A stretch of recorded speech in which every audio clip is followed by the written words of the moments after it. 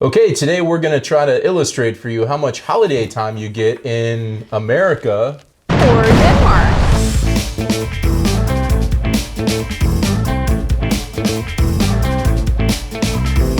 We're the Youngs. We've spent our lives traveling the world, and in 2018 we moved from Chicago, Illinois to Copenhagen, Denmark. Now we want to share with you how our new lives abroad is keeping us young. Keeping us young. Are helping to keep us young.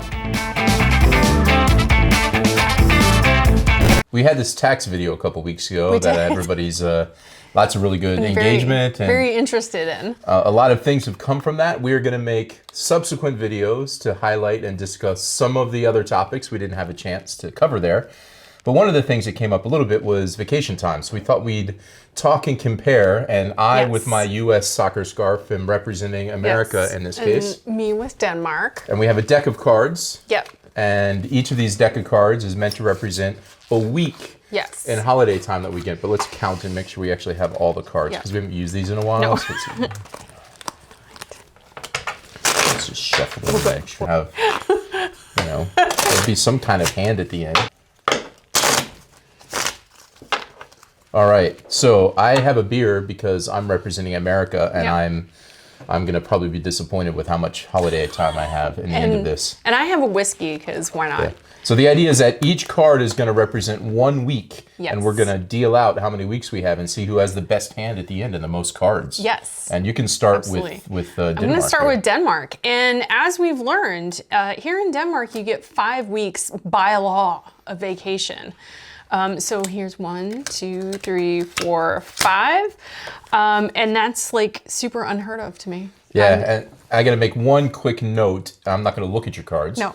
But they just changed the rule. Yeah. So now you can use the vacation time basically the month after you've earned it. And before that wasn't the case. So it was just really, a big bucket. It was a bucket, but you used it the year after. Yeah. So it was really disappointing because we moved here.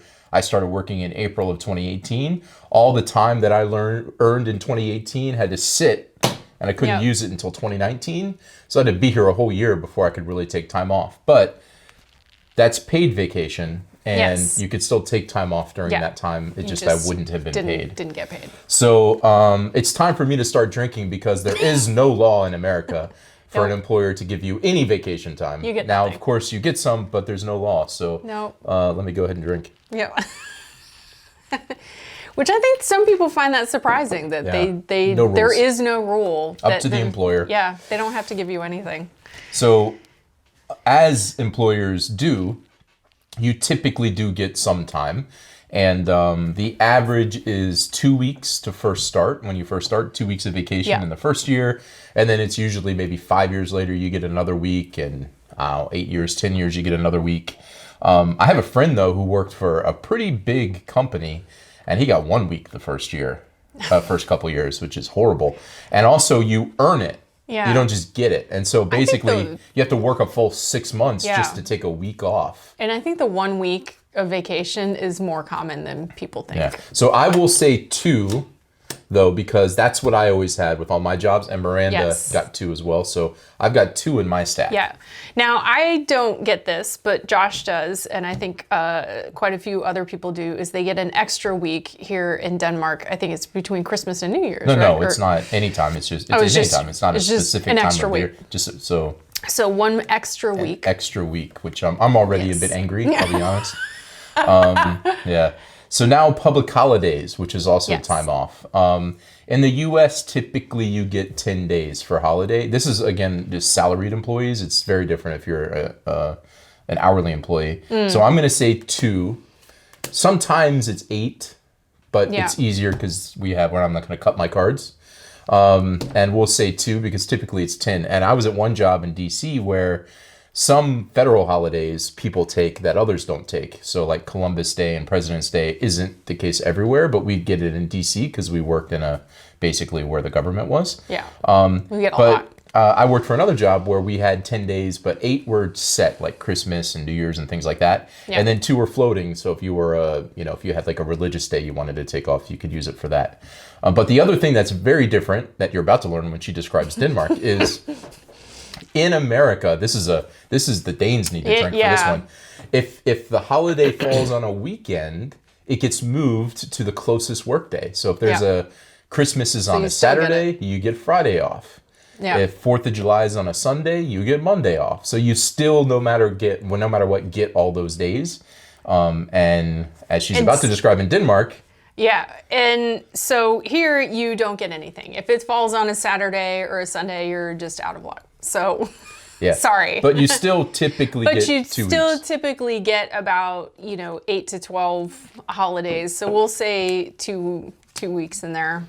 Yeah. But So now this is when it starts to change even more, because in the U.S., there's no guaranteed sick time.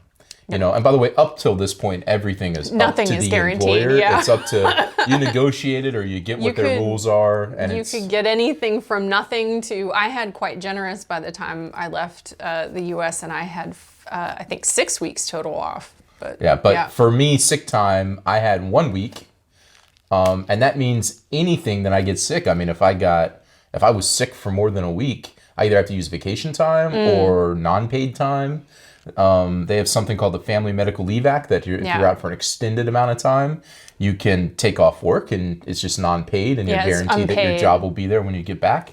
But you can also get certain kinds of insurance if you want to for short-term disability and stuff. And a lot of things like people that. have asked that. If you have to take a long amount of time off, do you have to get like special insurance for that? And it is advised that you do get a special insurance for Now, that. sometimes employers pay for that. It could be a benefit. I had one job where they didn't, and I paid for it myself. And then later I had jobs that did, and so they paid for it, and long-term disability as well if something happened long-term.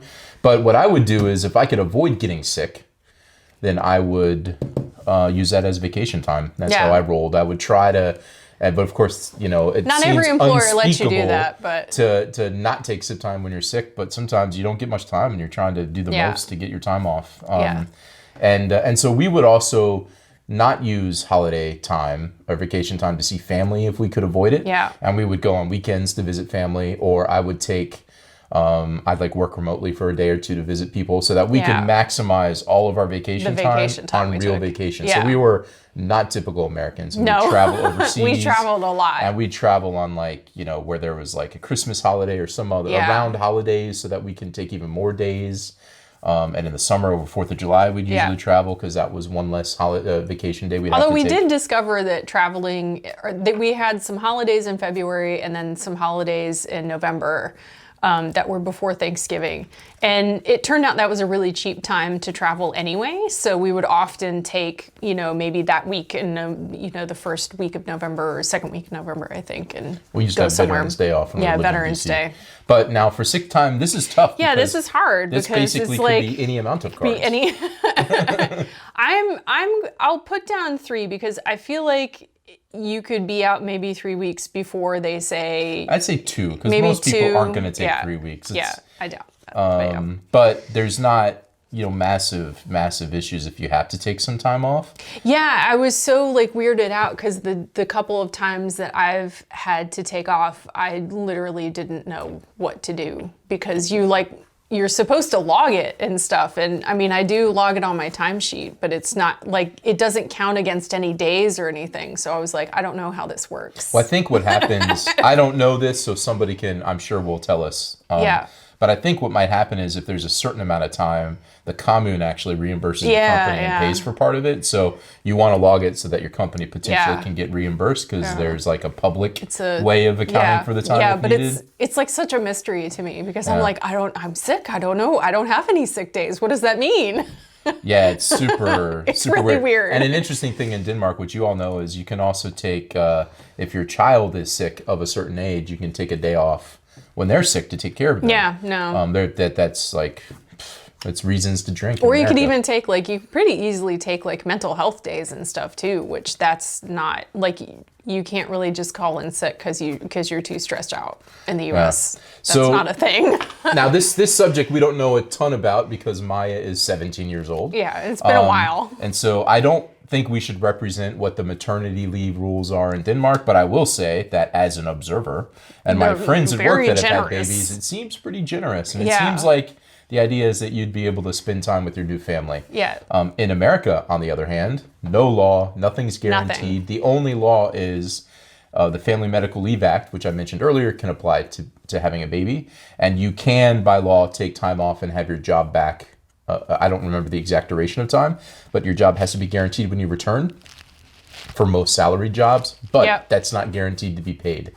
Well, and the key, too, is that the Family Medical Leave Act only applies to companies that are bigger than, I think, 50 employees, maybe. Yeah, there's a lot of constraints around small companies do not have to adhere to Family Medical Leave Act.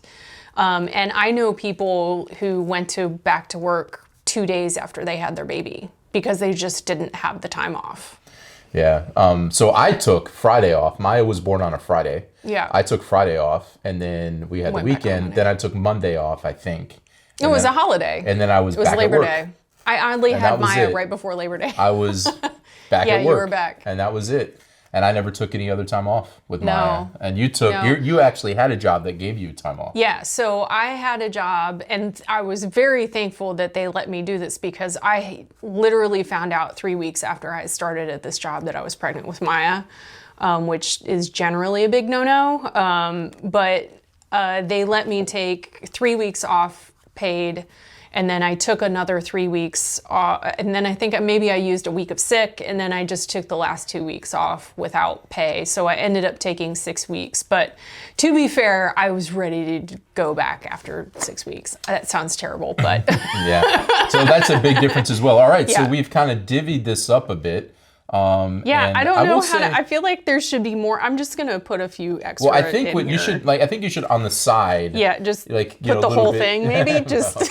But like, best case scenario in the U.S., I have 5 cards. Yeah. Best case scenario, I can take 5 weeks off from holiday time, the public holidays, which obviously aren't consecutive, and the 1 week of sick that I used to get. And how many cards do you have? I have 10. You have 10. You have twice as many cards as us. Twice as much so vacation. So I would be lucky. What kind of hand do you have now? I think it's interesting to see.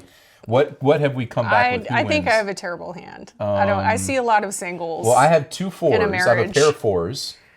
I've got a pair of 5s and a marriage. Oh, but no. But look at this. You oh, got wait. 2, I have a 3, you got a 3, you got a 4, you got a 5, and you got a 6. You got a straight. Oh my. I just got a random ace. So I have no idea how to play poker. I think it's pretty clear that the hand that you get in Denmark gives you a better chance at happiness and success and winning than the hand that you get in America. So this is obviously not everybody. Hourly workers are different in both places, and this was just our experience and the time we had. Eventually, we did get an extra week, so I would have had 6 in reality, but that's because we both stayed at our jobs for a while. I was, by the time we left, I had been at my job for over 7 years. Yeah, I was at my job for 6, but before that, I was at a job for 10 years. Yeah. I'm super old. I think I had been at my job in DC for almost like 8. Yeah, quite a while. So we've accumulated some around. time. Yeah, so bad news, we're sticking around Denmark. Yeah, sorry. So anyway, we thought this would be interesting. People have asked us and wondered about vacation time, and that's kind of our way of illustrating the good and the bad and the ugly that causes one to maybe drink a little bit in America. So thanks for joining us. I want to say we're like getting on the verge. We're only a couple thousand subscribers away from 10,000. It's crazy. And so I got to say, here's the deal. If you guys can help us get to 10,000, by sharing a video that you think is interesting, it could be this one, it could be us playing Flying Tiger games, it could be when we went to cooling, whatever, anything that you think is interesting, that'd be super cool, because when we get to 10,000, we're going to do a live Q&A, live stream to talk to folks, which we're excited about. And take your questions. And even better, if we can do it by April 7th, which is my birthday. It's his birthday. See there, you gave them a deadline. We will do it. The birthday day is actually a day that I have Danish class, so we'll do it on April 6th. Yeah. So if we can get it by April 6th. We have a deadline, we'll do a live stream, and I'll celebrate his birthday with you guys. And we'll answer questions, and we'll get to interact a bit. Yeah. And that'll be a super cool way to celebrate all this with you guys. We appreciate everything. So if you just help us. If there's anything that you think is interesting that's worth sharing with people, that encourages folks to subscribe, it'd be awesome. Video, eating Smorgasbord. There's tons of. We've got like over 50 videos out there. So there's a lot of things. Her falling on the ice. Also an option. Which is an ongoing saga still. Yeah. Also an option. So Anyway, thank you so much for joining us. We Thank appreciate it. you. Subscribe if you haven't, and if you have, we appreciate it's it. beyond words. Thank you Yes. so much. Thank you. And we'll talk to you later. Yeah, see you. Bye-bye. Switched over recently. Let me start this again.